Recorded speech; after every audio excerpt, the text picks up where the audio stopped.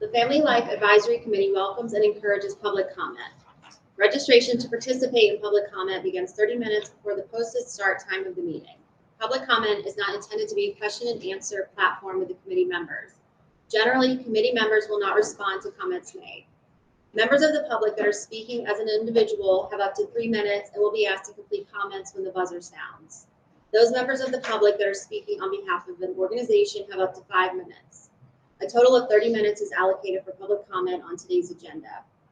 Those members of the public wishing to share additional comments with the committee may do so by emailing flacinformation@fcps.org, and it's also on the screen. We have one speaker signed up today, Trudy Tibbles. Did I say that correctly? Yeah. And you're on behalf of an organization? You're speaking on behalf of an organization? Didn't get a text back, so I guess I'm gonna have to say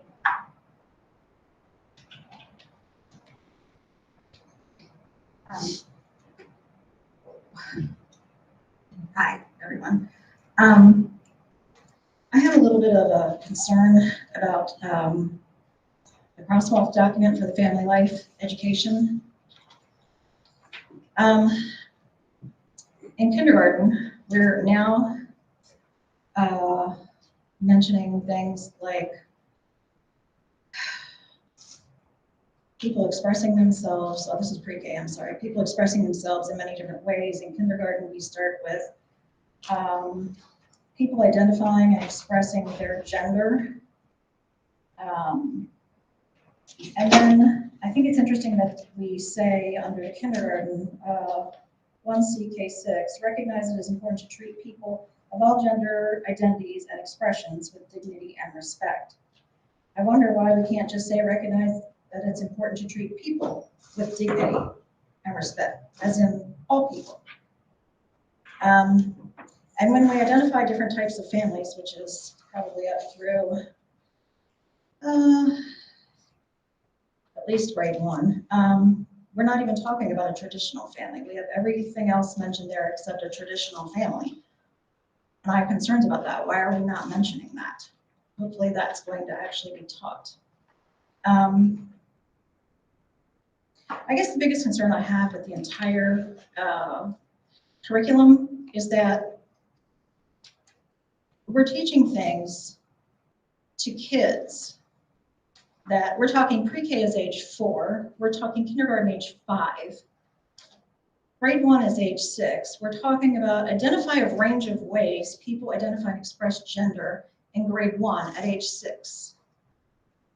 I can tell you when I was in school at age 5 or 6 in kindergarten or first grade, the only things I was concerned about and my friends were concerned about were who was I going to play with at recess, who was I going to sit next to at lunch, who was I going to either pair up with for class activities or,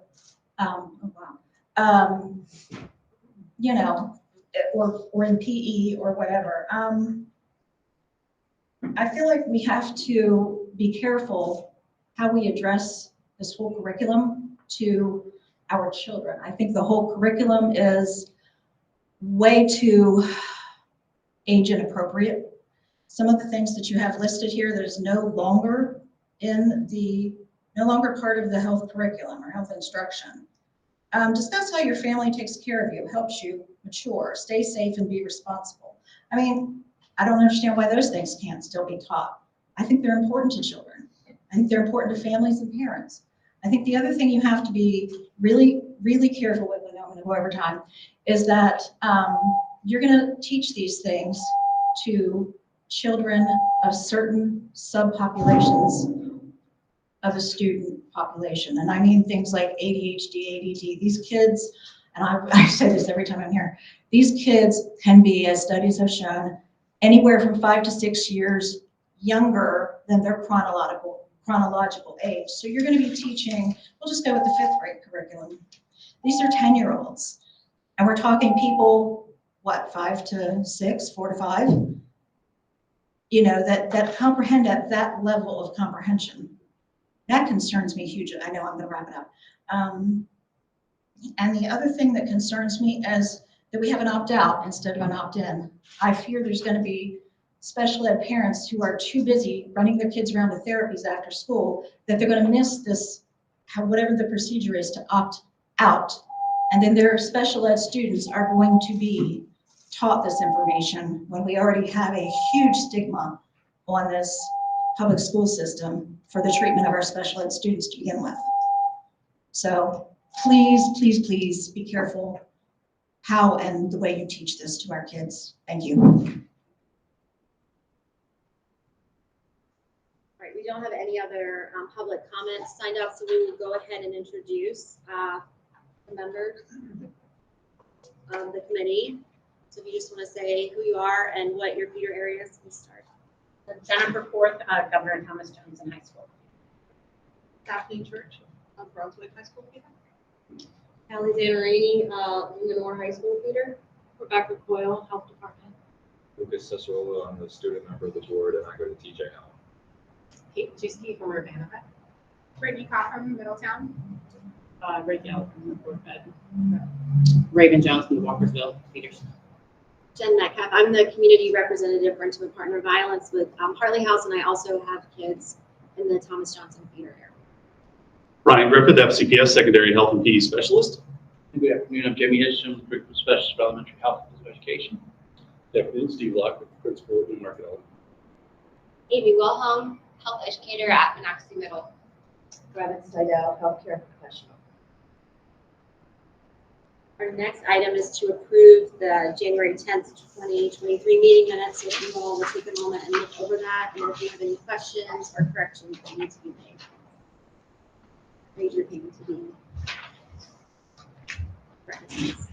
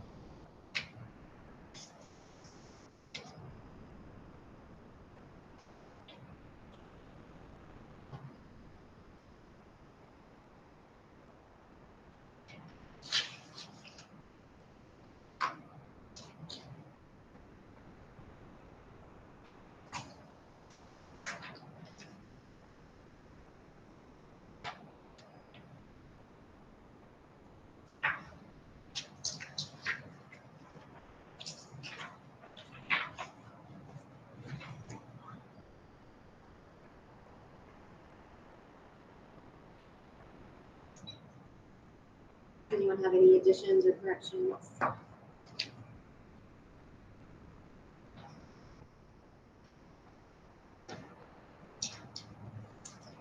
We have a motion to approve the minutes. So moved. Second. Second.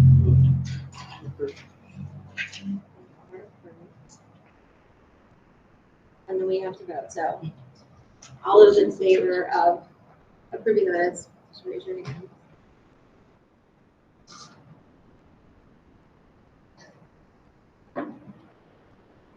Anyone opposed? Any abstentions? Minutes pass. All right, we will get into new business. I'm going to turn it over to Again, good afternoon, everyone. Thank you for being able to have opportunity to attend this evening. As a follow-up from our most previous meeting, there was a request to see the crosswalk document that was used to guide our curriculum writers through their work, and not only the last spring and the approval from the board to approve the curriculum, but also to manage and move to a facilitating of the summer curriculum workshop. So that document was available to the members here. Certainly have here on the screen for the public view. It's also available on board docs, CPS docs. So just before we get into kind of the details of the crosswalk document, just try to frame it and give you some background on it. So we assembled, following the approval last March of 2022, the board approved our new curriculum framework. And following that, we assembled a curriculum review team made up of health education leaders. These are classroom teachers that represent all points and parts of our county. There were approximately 2 classroom teachers at each grade level, pre-K through 5th grade, who got a chance to look at this document, and I'll explain a little bit more about that task. And then follow-up to that was another group was formed. These were curriculum writers that were charged with the responsibility of working through transitioning any current resources into a newer resource, and I will talk about that as well as we navigate through the document. With that first group, basically we put in 2 different dynamics. We have the previous curriculum standard, which is listed here on the first table. Let you read through that if you haven't already.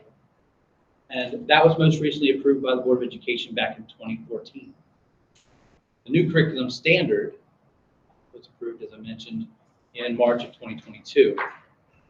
Just a quick unpacking of that piece of information is that our previous curriculum framework, again, promoted by the state MSDE, identified each of our curriculum standards solely and singularly. So the family life and human sexuality standard was standard 4. In the new framework, standard 1 encompasses all of the different content that is involved in health education. And that's from pre-K all the way to grade 12. Standards 2 through 7 of the most recently adopted framework deal with skills-based health. So accessing valid and reliable information, analyzing those influences that affect decision-making, different things that students would have to use to apply their content knowledge in a skill-based format. So then the transition then becomes our previous curriculum is mostly content saturated, content based.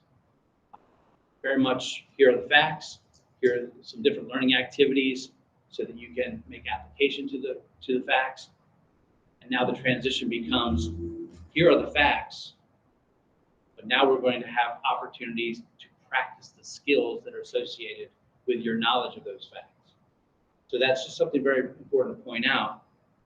So as our health leaders, that curriculum team that looked at the old curriculum 2014 alongside the new curriculum 2022, they were tasked with looking to see where we address the previous standards with the current standards, and then also look at the current standards 2022, were there any gaps? Where are there performance indicators in the 2022 framework that are not currently addressed with the materials that we currently have implemented in the school system? One very important piece to point out is that no new materials have been implemented in this school year. They have not been released to teachers, they are not being implemented, and there have been strict directions to that cause. We understand we have to move carefully, we have to move considerately, and we have to move with the due diligence that it takes to put forth the best curriculum for our students. So nothing new has been implemented to this current school year. Things were in development, and by that I mean, we look fast forward to the summer curriculum. The summer curriculum workshop took place in June and July of 2022, and the main task for that group was to take a look at the 2014 resources, and anywhere we saw commonality, just plug in the new indicator, substitute for the old indicator. But again, none of the language around the new indicators were ever released to our teachers. Make sure everybody understands that. And before I move forward, I was actually going to take a crosswalk with you on each page. So as I get to the bottom of each page, if you have any questions, feel free to ask or stop me. Just want to make sure everybody's clear and has some clarity with the charge of team leadership and then the charge of summer curriculum workshop team. It is important to point out that many of those members are the same people, took part in both exercises. That has a lot to do with availability and willingness to participate in those workshops. Okay. Any questions on page 1 for the background?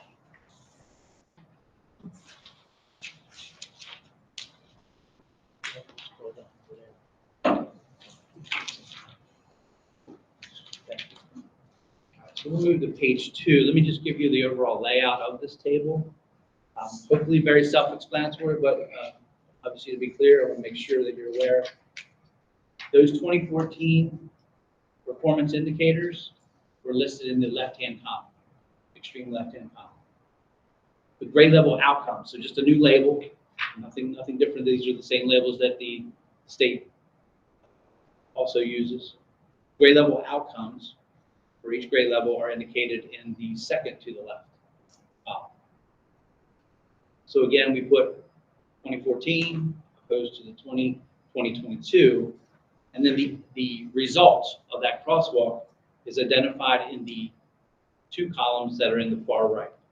So is this a resource that's already approved, already available, or is this a resource that still needs to be developed because it's non-existent? It hasn't happened yet. So just make sure that we kind of understand the formatting for this table and the exercise of the crosswalk. You can see from page 2, everything that's listed in that 2022 column is all new material. Nothing of these topics were ever expressed in our 2014 framework. So it stands to reason why there's clearly a gap that's been identified, and we want to make sure that we have a means to say that if it's covered or it's not covered. So you'll see in the far right, materials from another content area, perhaps with modification, may be used to address these outcomes. Let me be clear about that as well. I'll use an example. Let's start with the first one. 1C pre-K, point 1, our first grade level outcome in that column. Identify what is special about your family. There are units of instruction that take place in our social studies curriculum that talk all about the family unit in terms of having an opportunity for students to build an awareness and kind of look at their worldview at that point in a limited spectrum of I'm a 4-year-old, I'm a 5-year-old, I'm a 6-year-old. So we feel that some of these indicators are being addressed in other content areas, sometimes social studies, sometimes our pre-K has early childhood, early literacy learning standards as well. It is important to point out that we'll look at opportunities that we want to make to revise materials, to collaborate with materials that are already out there, and to look at how we might navigate any sort of opt-out opportunities, because we feel it's fair. We want to be very transparent to our communities. They would still be subjected to parent preview opportunities. They could still be subjected to an opt-out. Just to be specific, there's an element in the early childhood and social studies curriculum that kind of constitutes the making of identify what is special about your family. They have a family unit. They also have a culture unit. And one of their grade level outcomes in the other content area seeks to identify elements of culture such as language, traditions, food, clothing, and recognition that make individuals and families similar or unique. And this is a topic of people and nations of the world that they study in those other content areas. So some of those I'll point out as we go forward that they are being related to in other subject areas. Recognize that family is a group of people that support each other. Again, social studies curriculum. Recognize that there are different types of families. And these are just examples, e.g., just an example, not exhausted lists, not a complete list, just to make sure that these are some of the examples. They're the same examples that are found in the state document. Again, included as part of the social studies curriculum in pre-K. 1C pre-K, point 4, says describe the characteristics of a friend, how to build those healthy relationships, those trust pieces. We talk a lot in our curriculum, multiple areas in the elementary experience about the trusted adult. Well, they also have to have trust in friends, how to build friends, how to make friends, how to keep friends, and violations of those trusts and what type of interpersonal skills they need to navigate those relationships to either mend them or cut them off. Recognize that individuals have personal boundaries and bodily autonomy. So let me be clear on this one. That particular indicator, as you see here, is now included in the family life curriculum, which would make it subject to our parent preview opportunities and our opt-out opportunities. In the previous framework, it was not included in the family life portion of the curriculum. It was, and currently still is, in the personal safety curriculum. We teach students about personal body safety, how to advocate for themselves, defining consent, good touch, bad touch, unwanted touch, wanted touch, those type of expressions that are part of that, not only bodily autonomy, but then also those personal boundaries. So again, may not be another content area, it's still being covered in health, but it's being currently covered in the personal safety curriculum. With the personal safety curriculum, there currently is no opt-out option. So this might provide a little flexibility for folks that don't feel this is an appropriate technique for or strategy for our students. Next one, recognize and respect that people express themselves in many different ways. Again, that's just people in general. And again, this is a portion of the social studies curriculum found in the lower grades, early childhood, pre-K to 2. Any questions about page 2? Yes. Yeah, so for the bodily autonomy part of it, you said it's currently in the safety area of teaching, which is not something they can opt out of. So since it's in this new framework now under the health, is that now you can opt out of that? Like, is it just not gonna be? I foresee a discussion happening so that we can give that latitude Okay. as a practice, yes. Okay. So, I understand that materials from other areas, and you mentioned a couple of the other areas. Once we're sort of through this process, will you go back and specify what areas of the curriculum each of these standards is being met by? To get, so that people are clear on where they are, where the indicators are being met. Or is this sort of? And again, this is just a working document for writers and developers. So what you can expect as end product would be a lesson plan that's going to be a teacher material that they can utilize. And those indicators that will be covered are going to be documented on each of those plans, whether it's family life, whether it's personal safety, whether it's nutrition, hygiene, any of the things we cover. So those indicators, grade level outcomes, will be pieced into the lesson plan that the teachers will have access to. And then ultimately, parents will have access to preview those as well. So if it's part of a social studies curriculum currently and you're not revising anything because it meets the standards, that'll still be. Yes. Yeah. Just an option. This is, again, not finalized or decided, but I can use an example already in play. So our school counselors have curriculum. And what we have done in the past is we've taken lessons that the school counselors are responsible for delivering. And if we feel that that lesson meets a health education standard, we keep their lesson as it is, and we just plug in the health education standard into their document so that it's recognized, it's communicated to the students, and thereby also can be communicated to the parents. Questions? So the bodily autonomy one is currently in personal safety. Will it remain personal safety and also be part of this, or is it going to be? It would move over to the family life piece. This is the way I would view that. I guess a little clarification. I know in the middle school, we have a separate week, and the opt-out form comes out, and then we have a separate week where these standards would be, our lessons would follow each of these standards for a specific time frame. So is that different at the elementary level? Would they just be, like, to me, in my mind, I'm feeling out a specific amount of time hitting each standard? So What is significantly different about the secondary versus the elementary? We don't have a specific dedicated time. So each school basically has the autonomy to choose what their scope of the year would look like. From our office, we put together a suggested outline for month-by-month delivery.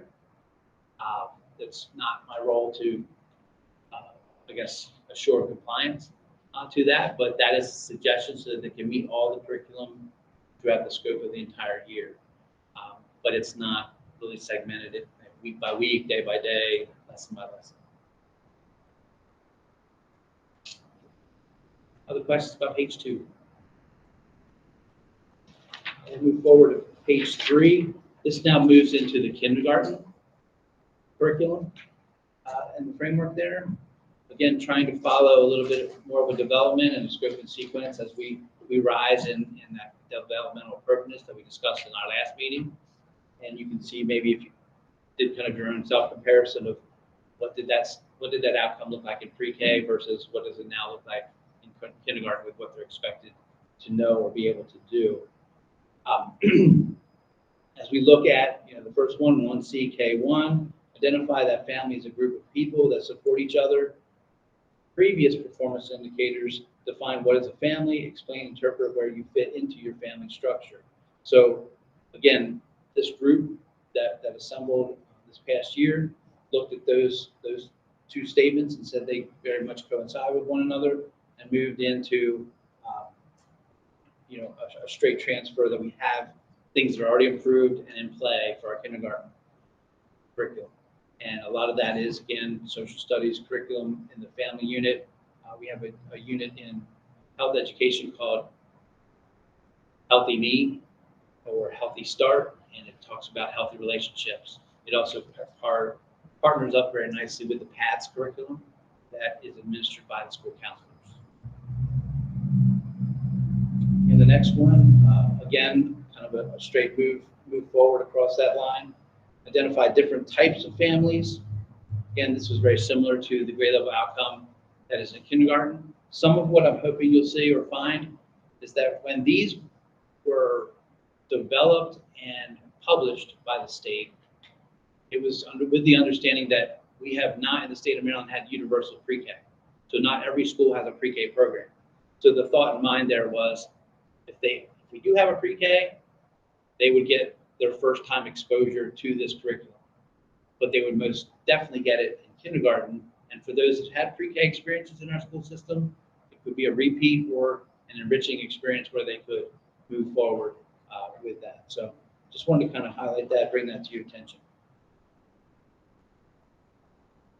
As far as different types of families, again, we don't have a resource for that, and we would definitely need to look at something about the different types of families. Again, this is not an exhaustive list by any stretch, so we want to make sure that we do our diligence by making sure that all people are represented, all families are represented, all types of families are represented. And again, that'll take feedback, obviously, from our community. That'll take feedback from our curriculum developers and our curriculum writers and system leadership. So just a thought there about what the new resource could be like when it is developed. It has not been developed yet. And then finally, recognize pro-social behaviors, helping others, being respectful of others, cooperation and consideration. This wasn't previous in our former curriculum, the 2014 indicators. It is covered in the elementary experience. My understanding is in the PATS curriculum. It's there. It's every part of it, it's there. So I don't know necessarily that we're going to have to do a lot of work there necessarily, but we want to lean on some of those PATS lessons so that we can piggyback those to health indicators and health grade level outcomes. Any questions about page 3? Yes. Is there a specific reason for the call out of the gender identity differences instead of carrying over kind of from the previous, which was recognizing and respecting that people express themselves in different ways and that there are different ways that people express their identities, not just gender? Make sure to follow on page 3? Or? Yes, page 3. So the last 2 ones, the K5 and the K6. Oh. I have a different piece of paper that, It's okay. in the legal format, it's, Not that big. there it is. Yeah. Sorry about that. Your 3 is my 4.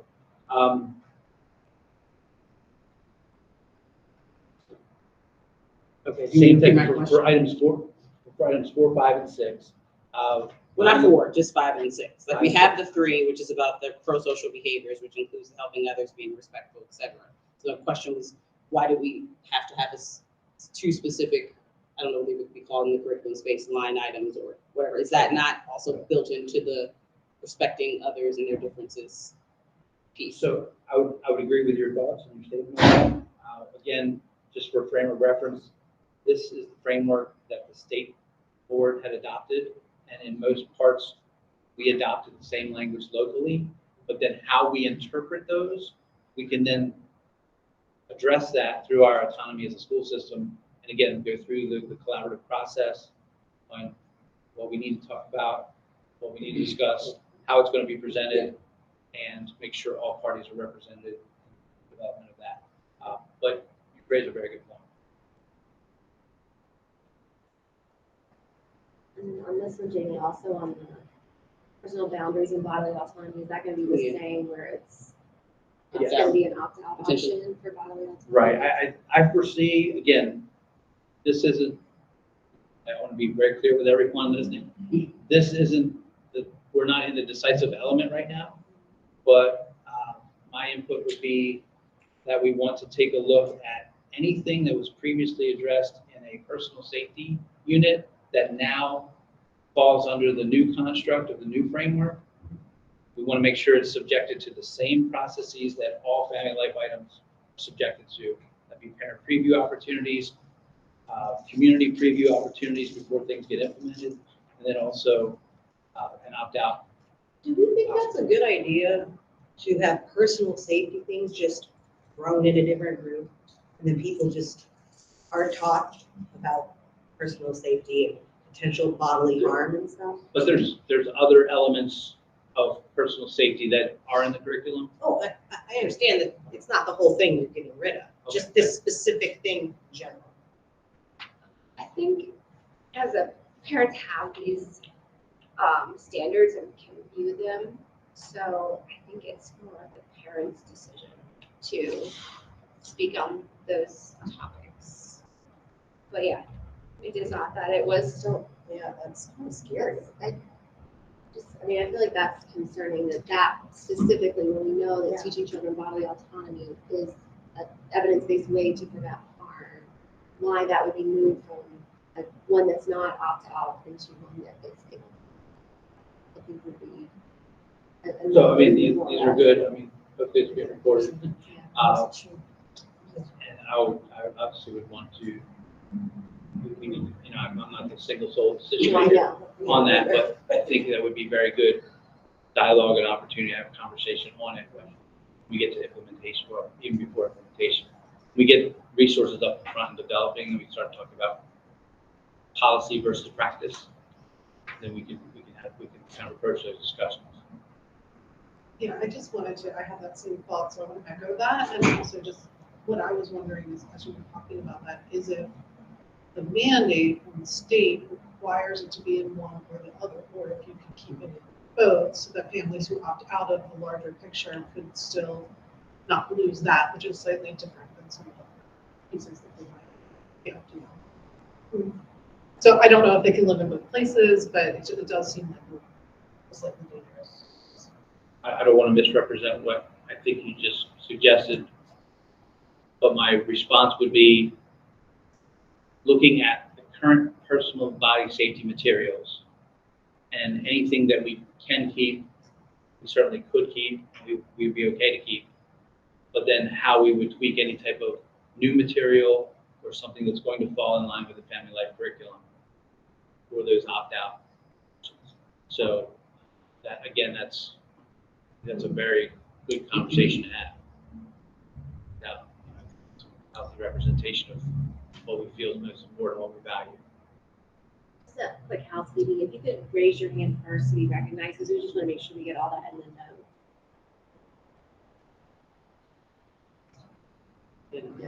Is there ever a time or place when the parents could meet and have this reviewed ahead of time? Because I understand what they're saying. Sometimes it's the family that's the problem, you know, especially with the body autonomy. When you talk to these kids, it's like Uncle so-and-so or brother, you know, and it, where the parents could feel comfortable and be educated, because I think sometimes the parents need to be educated. And so that they could know that what we're trying to say here is for their children's safety. So in response to that, there's a couple responses there. One, schools, in terms of family life, schools are required to offer a parent preview opportunity before instruction takes place. So that is part of the parent permission slip letter, the opt-out letter, all that material and information is in that letter. So there is an opportunity for family life materials. Furthermore, schools are encouraged to have preview opportunities of any other element involved with the health curriculum. And again, we've given multiple ways for that to happen. Suggestions from the curriculum office would encompass, they can view our materials online with parent guides, with the summaries of the lessons that are to be taught. And there is a digital one-pager that they could access prior to information. With the very few exceptions of a couple elements, all of our health curriculum materials have a parent letter that should go home. Schools are told to send that home prior to instruction. And in that letter, it shows the email address or the website address where they can access those materials. And another option would be that they could make an appointment with a member of the school staff. School suggested that the education would either come from the school counselor, the principal, or the teacher that's going to deliver the instruction. So opportunities have been recommended. And again, that's where we get into policy versus practice. It's just a good customer service practice to ensure that that happens. And that's a key critical phrase, ensure that that happens.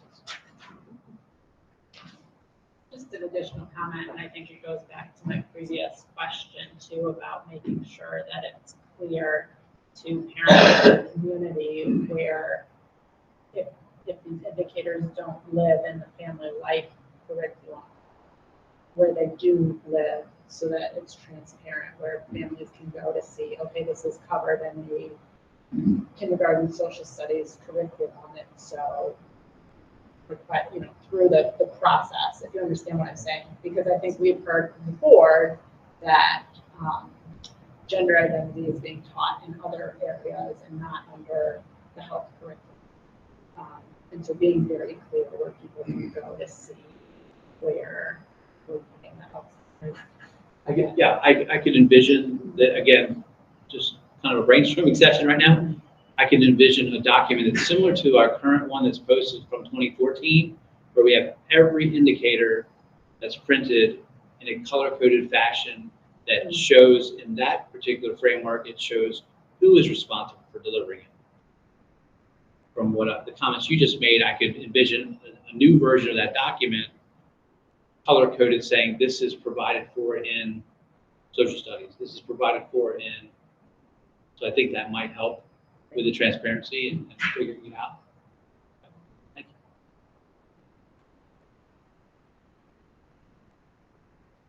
you. Okay, can we move to our next page then?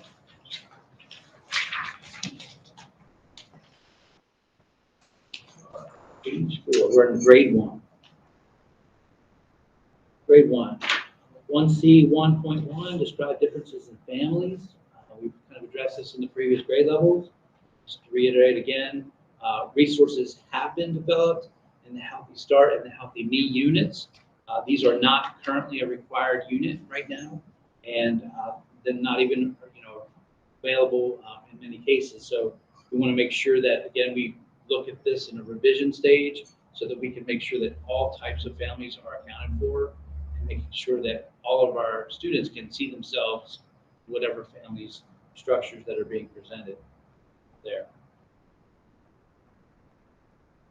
I just have one thing, and I think I mentioned this at the last meeting, but I think when we get to this 1C11, where we say, for example, including heterosexual parents, I think it would really help everyone see themselves. Like, I get why we are including the other, the rest of this list, because it's, to be inclusive, which is awesome and great, but I think if this is gonna be a public document and we're gonna be sharing this around, it would be helpful.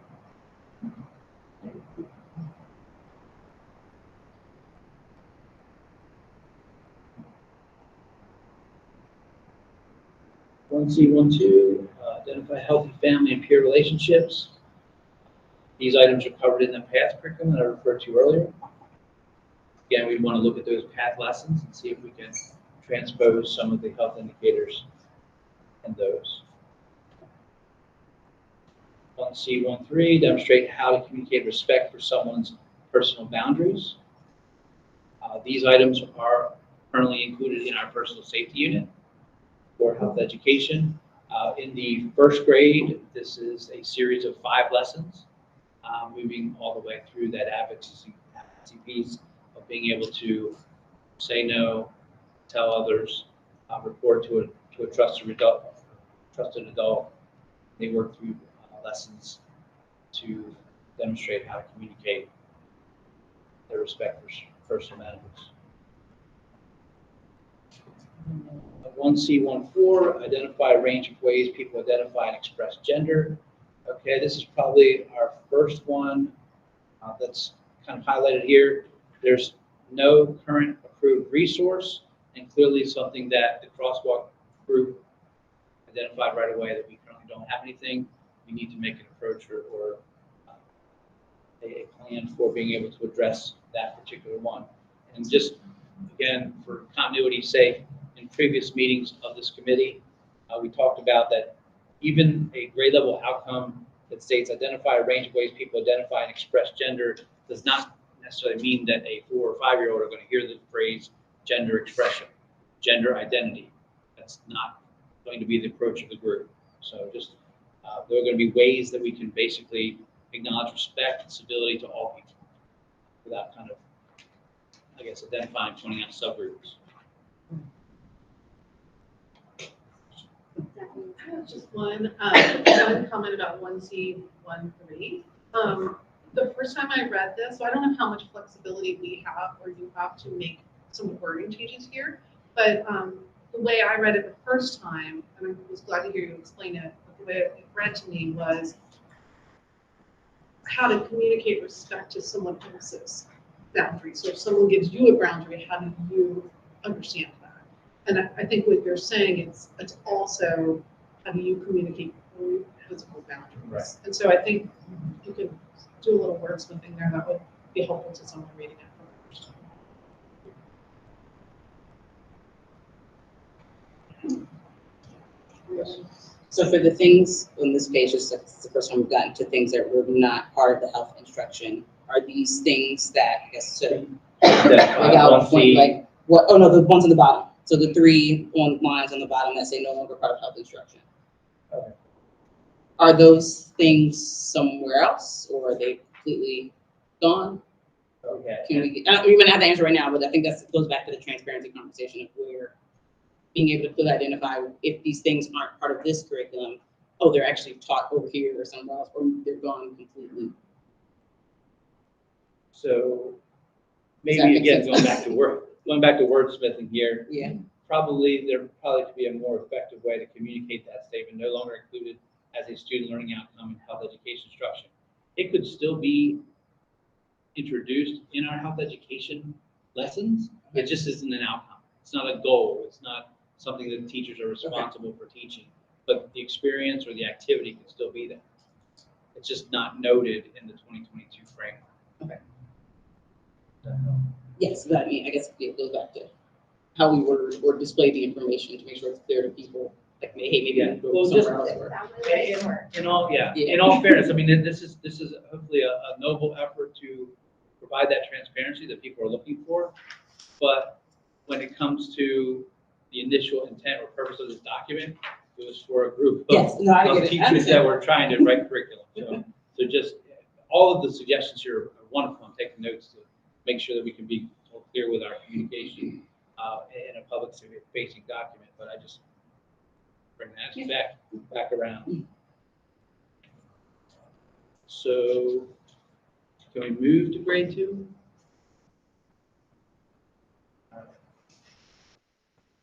1C 2.1. Explain why it's important to respect different kinds of families. So we've already identified different types of families in the previous grade levels. Now kind of inject that whole ability to demonstrate respect. Again, part of the social studies curriculum, working through lessons that deal with various cultures, various group norms, societal norms, and how to recognize and accept individual differences in other curriculum content area. So this is something that's in another curriculum content area, but the group felt strongly that this is something that health education could probably make a better effort for. So that's why there's a no currently approved resource, but yes, we need to try to develop something.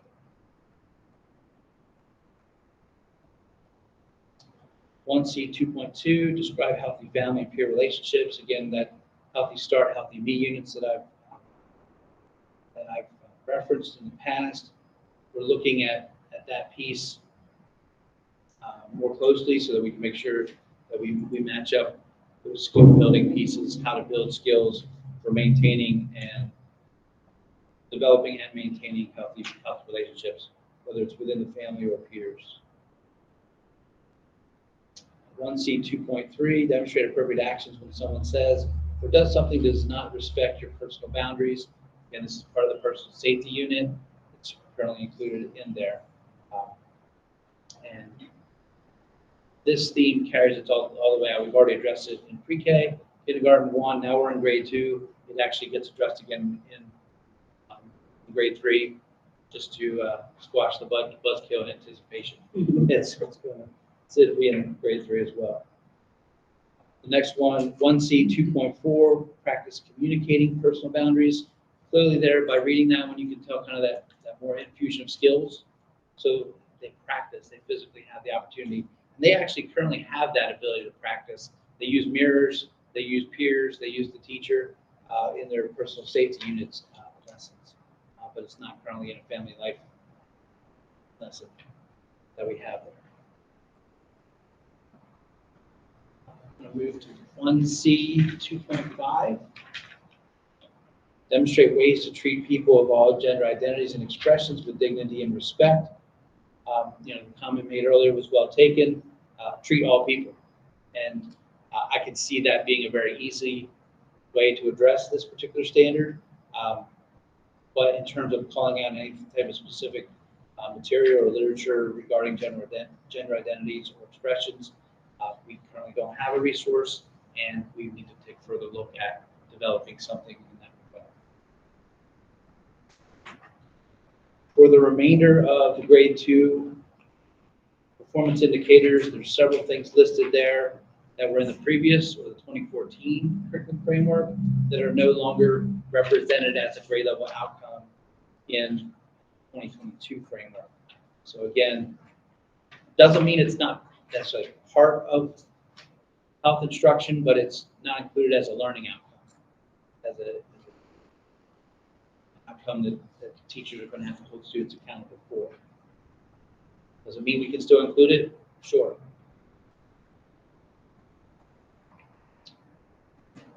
Questions there with grade 2? Grade 3, 1C 3.1, define consent as people of all ages and abilities having the right to tell others not to touch their body. They do not want to be touched. Again, this is part of that personal safety unit that's currently developed, or currently delivered in our personal safety curriculum for students in grade 3. Yes. I'm curious about this one, which is so much more direct and clear. is it because that's more age appropriate for this grade, or like in terms of saying, you have the right to do this, you have the right to do that? Like, that seems very direct and clear to me, and so is that because of like developmental stages or from the state, where's that coming? I think that when we look at terms of developmental appropriateness and grain size, while the perception might be that things in previous grade levels are very wide and diverse, we're now at the third grade where the grain size starts to get really smaller, more defined, more specific.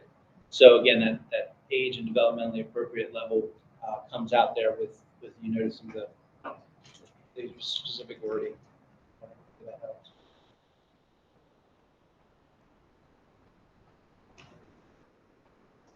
With 1C 3.2, demonstrate ways to treat people of all gender identities and expressed with dignity and respect. Again, from the previous grade level, we currently don't have an approved resource there.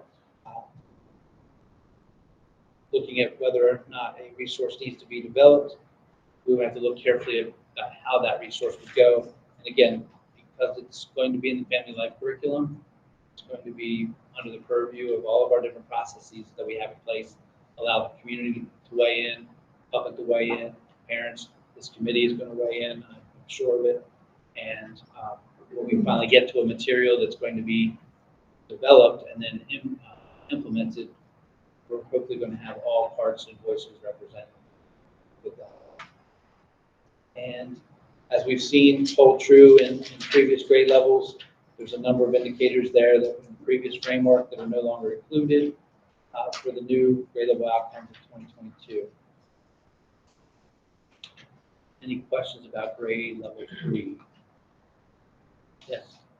Just a little bit, I feel, as we move forward, it's lacking is a communication, the dialogue about digital safety. Cell phones now, children are getting cell phones younger and younger, and so this seems to be like very specific to in-person communication, but what about communicating on devices and how to speak to other people and what to do when somebody breaks the boundary at in the digital world? I think you make an excellent point there in terms of that. I see that particular scenario being infused into a lesson, not necessarily addressing a specific outcome or grade level thing, but that is a great point to raise here, taking note of. So third grade is a fourth grade, I'm not sure, but I think it's lacking. Oh yeah, it hasn't, it's not addressed necessarily in the framework, but it doesn't mean it can't be addressed in our lessons as a daily objective. Great.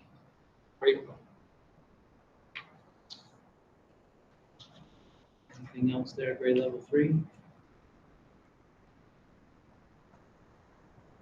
Okay. We're in the grade level 4, moving to grade level 4. As we get into those older grades, as you had pointed out, you'll now start to see a pattern where a lot of things here in 4 and then later on in 5 weren't in the previous framework at all, and now that comes clear here in our 2022 framework. So 1C 4.1, identify parents, caregivers, or other trusted adults. Again, it doesn't give an exhaustive list, but it has some examples there. The students can talk with about relationships, puberty, and health. So let me help with some of this background. You'll see in the far right materials from another content area, not necessarily another content area, but another area of our curriculum. So we do have 4th grade lessons that talk about body hygiene, how to keep care of one's hygiene. We have 4th grade lessons that talk about sexual abuse and violence prevention. Not in the family life thread, but under that personal safety piece. So anything that was referenced in previous grades, pre-K through 3, under personal safety, now transfers over to the sexual abuse violence prevention piece that is also found in our personal safety curriculum in grades 4 and grade 5. So we have some things that are being addressed there. And again, we continue to have discussions about our practice. As these things get moved into the family life portion of our curriculum, it would be subjected to conversations about opting out. So we'd have to bring lessons forward, have a discussion, and then if we were able to say this lesson would be matched up with the 2020 framework, then now it would be subjected under the family life curriculum. As such, we would implement in a family life education unit for fourth graders, thereby opening itself up to an opt-out for students, parents. I have a question, and this shows my age, I'm sure, but when I was a kid and learned all of this stuff, we were separated, so the boys and the girls were in separate rooms, not learn about each other's parts or. So my question is it sort of a co-ed experience in the classroom nowadays, or are children separated? By just So, very delicately, the best practice, Brian being the person that represents secondary, very much have co-ed classes. Long been time that it was kind of an accepted practice to segregate students by gender, boys one room, girls another, girls being taught by a female, boys being taught by a male. We understand that that's not really the best instructional practice, but recommendations have been made to look into that a little further. We still have to find out what the comfort level of the room is in terms of not only the comfort level of the student, but comfort level of the parents and how instruction is being delivered.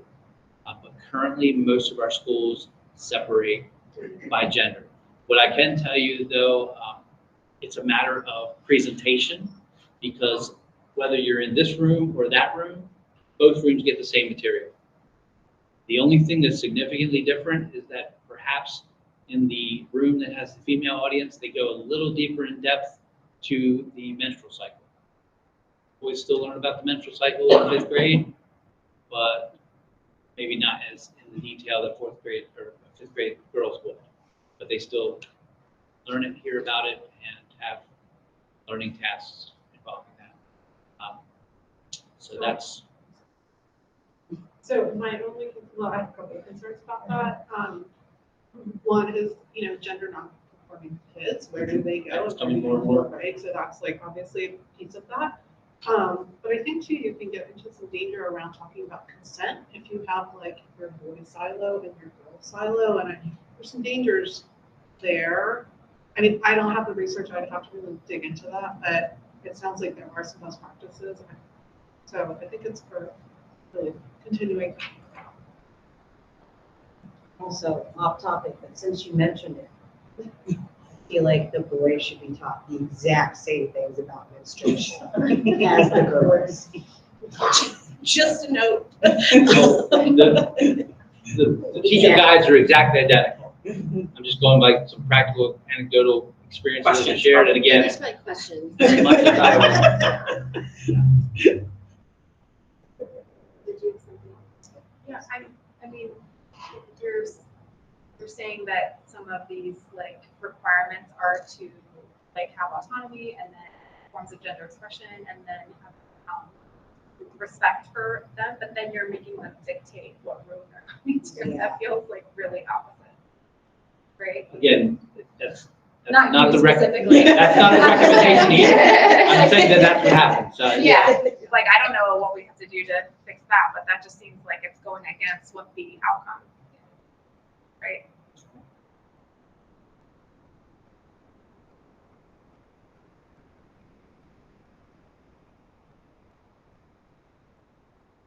Sorry, dramatic pause by 60 minutes.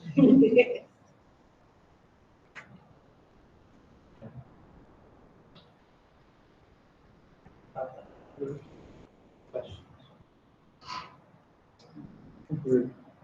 1C 4.2, explain the relationship between consent, personal boundaries, and bodily autonomy. Again, we have one single lesson in the sexual abuse violence prevention lesson that addresses that currently, and it's currently fitted under the 2014 personal safety unit. The 1C 4.3 identifies sexual orientation as a person's physical and/or romantic attraction to an individual of the same and or different gender. This is clearly one that was kind of a standout. We didn't have anything previous, and something we need to look into further. And just please, please, please, I can't say it enough. When you read that statement, please don't think that's the literal way that it's going to be addressed or handled. So we certainly have to have more discussion and planning around that. But clearly, when this group who helped with the crosswalk document found that this is something that we currently don't address in our curriculum. With 1C 4.4, identify the physical, social, and emotional changes that occurred during puberty. It's important here, you'll see it there on the bottom right of that table. Materials from previously approved grade 5 materials, that they were materials that were previously approved through the Family Life Advisory Committee in grade 5 would now be pushed down lower, which does support research. Students do need to know this information a lot sooner with biological changes that are taking place. So while we aren't implementing anything currently in our 4th grade, this is one that the group feels that we could easily do. And I think we have a couple more indicators for. Jamie, I'm sorry. What is like the predicted timeline? There really is not a predicted timeline. There's so many things to cover that we're Right, going like to. seems like a lot. It is, Yeah. but honestly, it is. So it could be like 2030. No, I'm not putting a number on it. I just don't. I was just curious. I think with all the conversations that have taken place, it's important for the school system to take very careful steps, very logical steps, but then also steps that come alongside the voice of the community, the voice of students, the voice of the teachers and staff that are responsible for the implementation and delivery. So that's why we're really put a number on it. I mean, typically, some of the curriculum areas do like 1 grade at a time. We're looking at so many changes that have to occur over 6 grade levels. It's going to be a huge lift. So that's why I can't really give you a number on what a timeline might look like at this point. 1C 4.5, explain how the onset and progression of puberty varies considerably. Again, not currently a discussion on our 4th grade level, but we have resources in the 5th grade that could be used to support that, and those resources have already been approved by the county. And then 1C 4.6, identify human reproductive systems, including medically accurate names for internal and external genitalia and their functions. We address this currently in our 5th grade, and the new curriculum is asking that this be addressed in the 4th grade. Okay, so that rounds out 4th grade. Any questions on 4th grade? All right, last one, home stretch. Thanks everyone for the patience. Good questions, good comments, and feedback. Really appreciate that. So we'll head to the 5th grade page. 1C 5.1, explaining the importance of talking with parents and other trusted adults about issues related to relationships, growth and development, and sexual health. And you see the 3 previous indicators that we felt addressed that. There is currently a resource that does that in our 5th grade. It's currently approved. So we look like we can move forward with that piece. I'll wrap up with some closing comments here about our 5th grade elements, but you can kind of see where that pattern kind of holds itself true all the way down through this thread. 1C 5.2, analyze the relationship between consent and personal boundaries. We have a sexual abuse and violence prevention lesson that currently addresses this, currently being implemented under the 2014 framework, and it's being addressed in the personal safety unit. So those items are covered, and so we could certainly move forward there. Last few here on the remaining page. 1C 5.3, describe the physical, social, and emotional changes that occur during puberty. This is part of our instruction currently approved for 5th grade family life, so that element is in there. 1C 5.4, summarize the onset and progression of puberty varies considerably. Again, we do address that with our current resources and materials. And then our last cluster of grade level outcomes, 1C 5.5, describe human reproductive systems, including medically accurate names for internal and external genitalia and their functions, very similar to what's already introduced in 4th grade. So you didn't hear an echo, I just repeated it twice. And then 1C 5.6, describe how puberty prepares human bodies for the potential to reproduce. And 1C.5.7, identify that reproduction requires that a sperm and egg join and implant. I want to point that out real carefully, that in the current 5th grade lessons that are being implemented, as far as what has been approved by the Family Life Education, or the Family Life Advisory Committee and the Board of Education, the act of reproduction is not necessarily discussed in our 5th grade. Do we have a resource?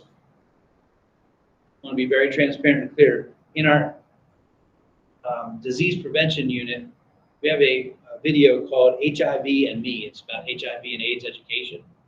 There is a single mention of reproduction and what the act would be when sperm meets egg, what that all means about creating life. Just a very quick mention. It was approved by the Family Life Advisory Committee back, I believe my notes, like 2015, and it's been implemented ever since. It's called HIV and Me, Marissa's Story. You can access the link to that video. We've been given permission to post that on our public website. So it's there. It's part of our parent preview opportunity.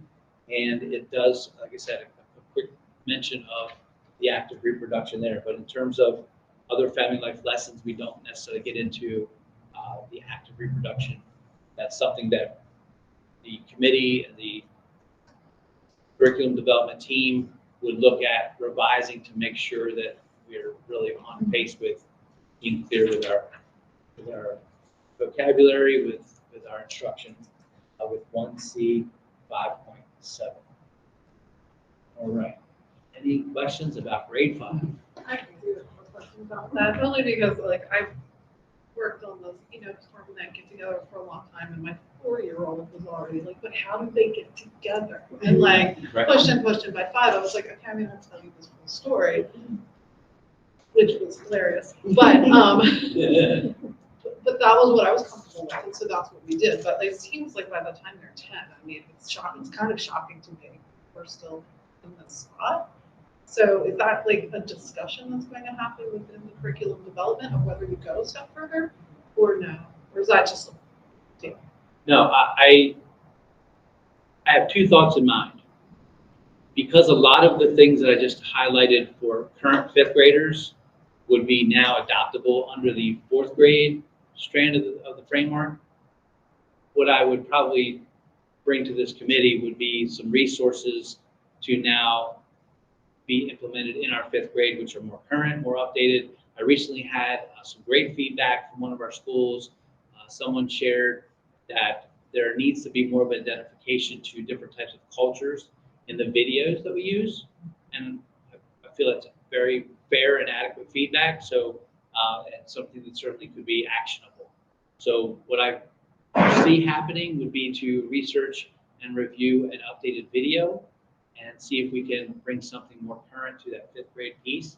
And in so doing, to address the cultures and the diversity of different groups of people, to also bring about the introduction of reproduction and what it is. And so I know there are things that are available in the 6th grade, but we want to make sure that we're very clear that we have kind of a logical scope and sequence as we move through all of our elementary grades. Any other questions on 5th grade? Thank everyone for their politeness and their engagement, and thank you for the great questions and comments. Thank you, Brian, for capturing what you capture there. We have it recorded so we can make sure that we don't miss a thing. So thank you for that. Of course, to summarize, there's a lot of work to be done ahead. Along with all that work, is there a statement or a place where we can communicate with the community about the ongoing progress and possibly a timeline about the curriculum, about the length of which this is going to take? And then I just wanted to clarify the opt-out versus opt-in, that's MSDE, right?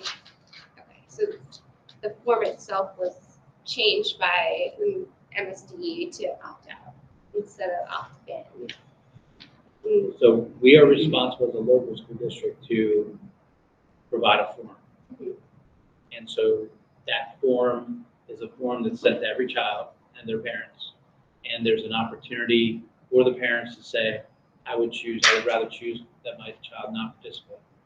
I asked this because as first graders in pre-K, like as a secondary, I have the form, I give out the form, I email it through Schoology.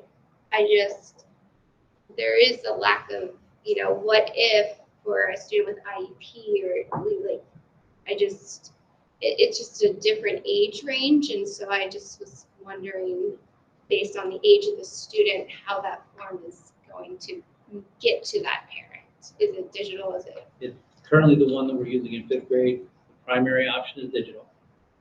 And for anyone requesting, we have a paper copy back up that we can basically either send home, mail home, scan and email home. So there's lots of different methods for sending that out.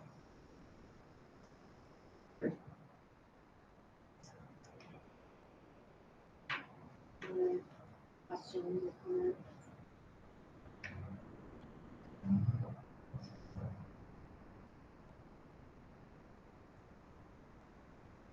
If we think of anything later, I'm still processing, but if we think of anything later, do we contact you or? And even too, you could use the FLAC information email too. That way, we have it assembled all in one place.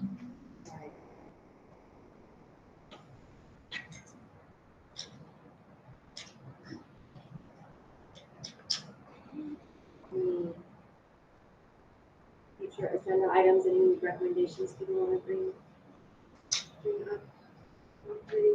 So the CDC did release the youth risk behavior survey trend results for the last 10 years. So maybe something to review or discuss the areas that are pertinent to this committee.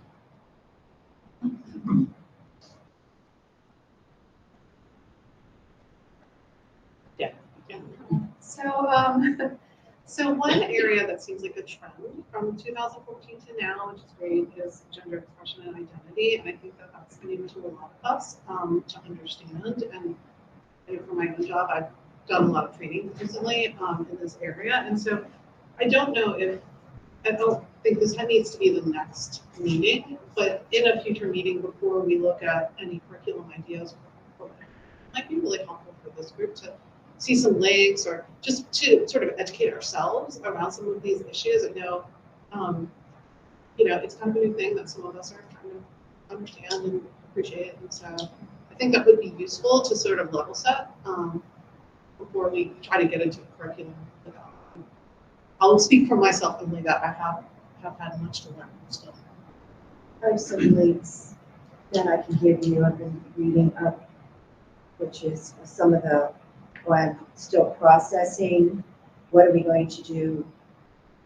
Because science is still science. Kids if they're female, they're still going to grow up and mature as a female. If they're male, they're going to grow up and mature as a male.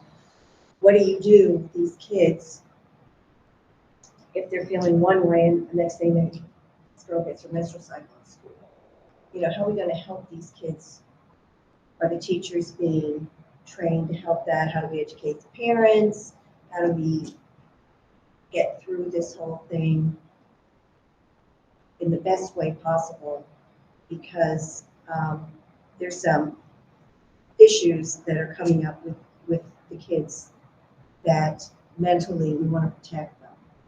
And but I can give you some of the sites that I've been finding. Or you could go into NIH and PubMed, and they've got really good information in there. I also think, I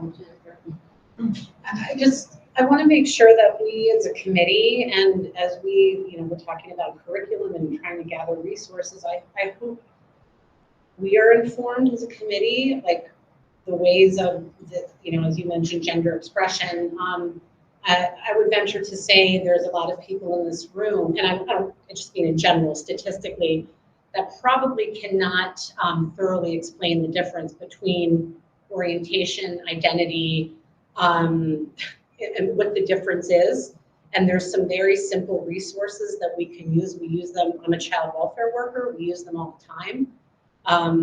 And I think we need our language. And so when we say things like a girl is a girl and she's going to grow up like a girl, not if she doesn't identify or he doesn't identify as a girl. So I hope we're going to be really cognizant of our language and how we express these terms. And I think there are some simple things that we can use that are done in trainings with children, LGBTQ community, and I mean, everybody that could just simply point out the differences between orientation, identity, expression, etc. And they're very common concepts, and you can see things that are going, oh, that makes it really clear. I understand. It doesn't matter what your opinion is on it. It's just factually where those are aligned in a person. So that's something I would like to make sure we address. Maybe, if I can make a recommendation that any links or resources that you all know of, send those to that Black info. Maybe we can compile a Google Doc with those links, just that that way we can all access them and know. I think that'd be easier than just sending them like to one person. I really would second that, because I think we should really be looking at like a set of things that can elevate all of our thinking around something that's new to the curriculum and that is evidence-based and that is from reputable sources. And so I think I love the idea of compiling that all together so we can all take everybody's and then. And then I would like to add again, you've mentioned it, we've mentioned it before, but really a deliberate look at social media, websites, the use of like youth using technology and educating youth, but also educating parents and caregivers on those dangers and what to look out for and how to navigate it.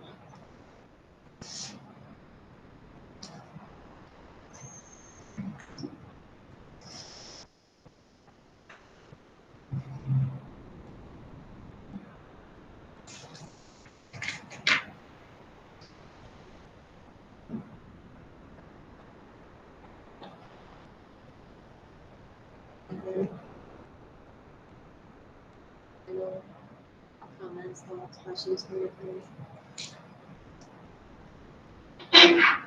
So I want to make a motion to adjourn. Motion, second.